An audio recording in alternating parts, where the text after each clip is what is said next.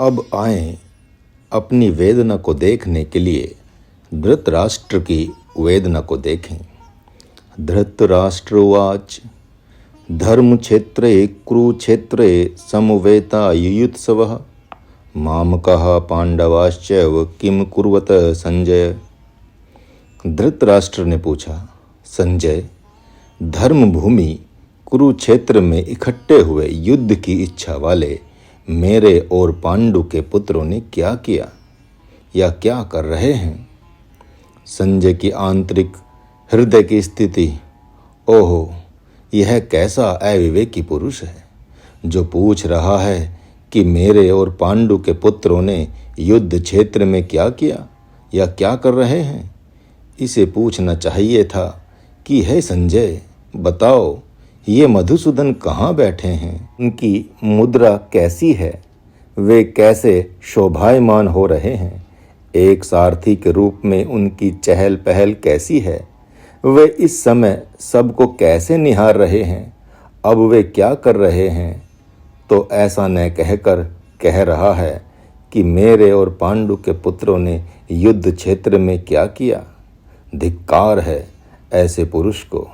किंतु चलो, खेद न करो, इसी के कारण तो मुझे दिव्य दृष्टि से भगवान की मधुर लीला देखने का दिव्य अवसर प्राप्त हुआ है। संजय उवाच दृष्ट्वा तु पांडवानीकं व्यूढं दुर्योधनस्तदा आचार्यमुपसंगम्य राजा वचनं ब्रवीत पश्यतां पाण्डुपुत्राणाम् आचार्यमहितं चमु व्यूढां द्रुपदपुत्रेण तौ शिष्येण धीमता अत्र शूरा महेश्वासा भीमार्जुन समायुधि युयुधानो विराटश्च द्रुपदश्च महारथः दृष्टकेतुश्चैकितानः काशीराजश्च वीर्यवान् पुरुजित् कुन्तिभोजश्च शैबश्च नरपुङ्गवः युधामन्युश्च विक्रान्तपुत्रमोजाश्च वीर्यवान् सौभद्रो द्रौपदयाश्च सर्व एव महारथः अस्माकं तु विशिष्टा ये तानि बोधद्विजोत्तम नायका मम सैन्यस्य संज्ञार्थं तान् ब्रवीमीते भवान् भीष्मश्च कर्णश्च कृपश्च समितञ्जयः अश्वत्थामा विकर्णश्च सोमदत्तिस्तथैव च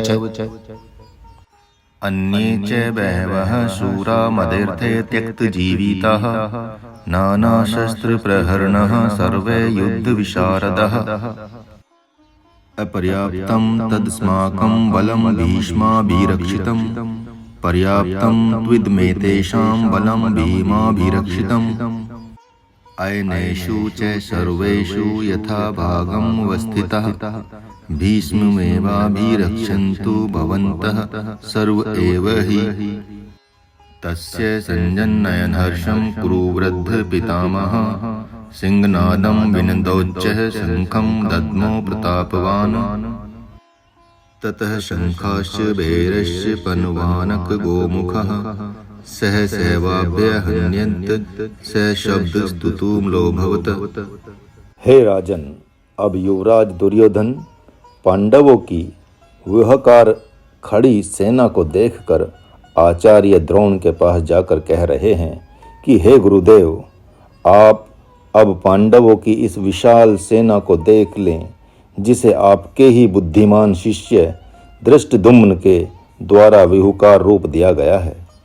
इनकी सेना में महान धनुर्धर अर्जुन, सर्वश्रेष्ठ गदाधर भीम तथा इन्हीं लोगों की तरह सामर्थ्यवान योद्धा युयुधान, विराट, द्रुपद, धृष्टकेतु, चेकितान, काशीराज, पुरुजित, कुंतीभोज, अभिमन्यु, शैब्य, युधामन्यु, उत्तमौजा एवं द्रौपदी के पांचों पुत्र ये सभी महारथी ही हैं। गुरुदेव, इन लोगों की तरह हम लोगों की सेना में आप, पितामह भीष्म, कर्ण, कृपाचार्य, अश्वत्थामा, विकर्ण तथा सोमदत्त का पुत्र भूरिश्रवा, एवं अन्यान्य महारथी वीर हैं जो अपने जीवन को दांव पर लगाकर हमारे पक्ष से युद्ध करने को आतुर हैं। मैं समझता हूँ कि पितामह के द्वारा रक्षित हमारी सेना इन लोगों से सब प्रकार श्रेष्ठ एवं अजय है, जो भीम के द्वारा रक्षित सेना पर सुगमता से विजय प्राप्त कर लेगी। अतः मैं यह कहता हूँ कि आप अपने सभी महारथियों के साथ भीष्म पितामह के अनुसार ही कार्य करें। हे राजन, ऐसा सुनकर पितामह भीष्म ने दुर्योधन की प्रसन्नता के लिए सिंह की तरह गरजते हुए शंख फूंक दिया। अब देखे राजन, एक साथ शंख, नगाड़े, ढोल, मृदंग आदि बज उठे, जिनका शब्द अति भयंकर हो गया। यद्यपि ये मंत्र भूतकाल की तरफ संकेत कर रहे हैं, क्योंकि निश्चित रूप से किसी का संवाद सुनकर ही तो संजय धृतराष्ट्र को सुना रहे हैं, लेकिन महाराज ने जानबूझकर इसका अर्थ वर्तमान में किया है। धृतराष्ट्र की आंतिक अर्थात मन स्थिति। क्यों संजय, तुम पांडवों की ही सेना को देखकर दुर्योधन आचार्य द्रोण के पास गए? ऐसा क्यों कह रहे हो? ऐसा क्यों नहीं कह रहे हो कि दोनों सेनाओं को देखकर दुर्योधन आचार्य के पास जाकर कुछ कहने लगे? संजय, हे राजन, वे अपनी सेना को क्यों देखेंगे? जिन्होंने अपनी सेना के मुख्य सेनापति से सुन लिया है कि मैं 5 पांडवों को नहीं मारूंगा, हाँ सैनिकों को मारूंगा। अतः जिसके सेनापति भीष्म पितामह की स्थिति ऐसी है, वह अपनी सेना को क्यों देखे? जिसके आचार्य द्रोण जैसे महारथी ने कह दिया हो कि मैं तभी तक युद्ध करूंगा जब तक अश्वत्थामा मारा नहीं गया, वह अपनी सेना को क्या देखेगा? जिसके परम प्रिय मित्र कर्ण ने कह दिया हो कि अर्जुन को छोड़कर मैं अन्य 4 पांडवों का वध नहीं करूंगा, वह अपनी सेना को क्यों देखे? धृतराष्ट्र, अच्छा चलो अब आगे का हाल बताओ।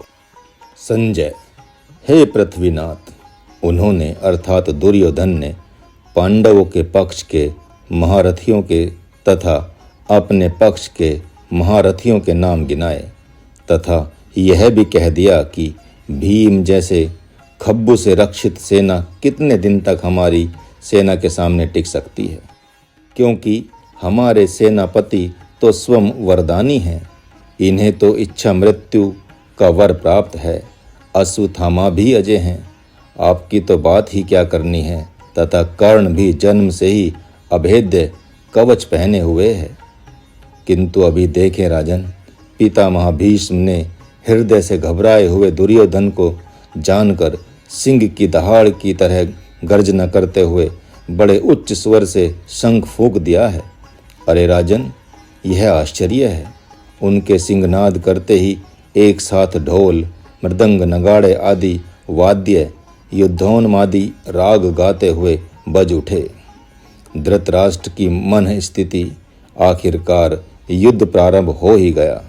दुर्योधन को कोसते हुए, जा मूर्ख, अब युद्ध में उनका सामना कर। तुम्हें युद्ध की बहुत प्यास थी तो पांडव उस प्यास को अच्छी प्रकार बुझा देंगे। प्रकट होकर, हाँ संजय, तो अब क्या हो रहा है? ततः श्वेतर्हर्युक्ते महती स्यन्दने स्थितौ माधवः पाण्डवाश्चैव दिव्यौ शंखौ प्रदद्मतु। संजय, प्रभु को दोनों हाथों से प्रणाम करते हुए आश्चर्य और हृदय के आह्लाद की अवस्था में परम प्रेम से रोमांचित हों, अश्रुधारा के साथ कहना प्रारंभ करते हैं। हे राजन, अति मनोहर लगने वाले सफ़ेद घोड़ों से जुते हुए दिव्य रथ पर आसीन, पीतांबर परिधान से सुसज्जित तथा कुंडलाकार अलौकिक मुकुट पहने हुए एवं मंद मंद मुस्कान बिखेरते हुए रथ पर ही घोड़ों की रास को पैरों से दबाकर अपने दोनों हाथों से माधव ने पंचजन्य नामक शंख को उठा लिया है। संजय का बार बार प्रभु को प्रणाम करते हुए अपने प्रेमाश्रुओं को पोंछना। हाँ तो हे पृथ्वीनाथ, एक बार पुनः भगवान नारायण ने चारों तरफ दृष्टि बिखेर दी है। और अब क्या, ओहो, शंख का भी क्या भाग्य है राजन, मानो वे मात्र उसका चुंबन ले रहे हों। देखे राजन, अब मैं क्या बताऊं।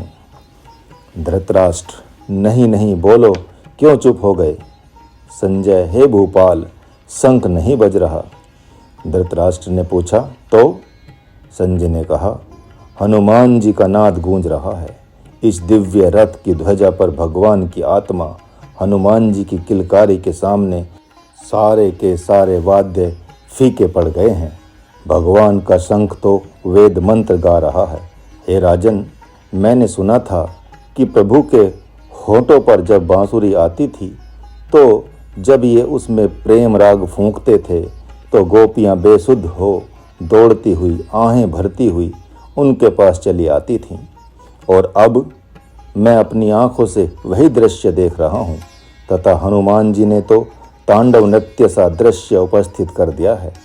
एक तरफ प्रभु के शंखनाद पर नृत्य करना, दूसरी तरफ आकाश में किलकारी भरना, यह देखते ही बनता है। राजन, वे बड़े सौभाग्यशाली हैं जो इस झांकी को इस समय देख रहे हैं।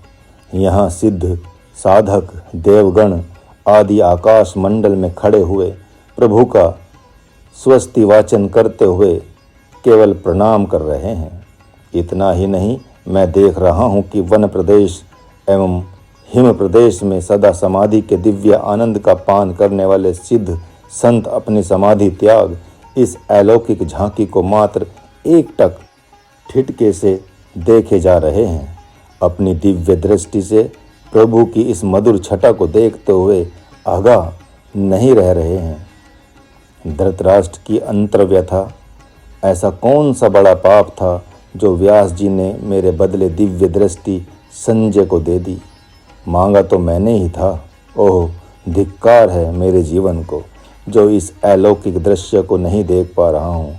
हार जीत तो पता है ही है, वह तो बाद की बात है, पर कम से कम इस दिव्य झांकी का तो दर्शन मैं कर ही लेता प्रकट में होकर। अच्छा संजय, अब आगे बढ़ो।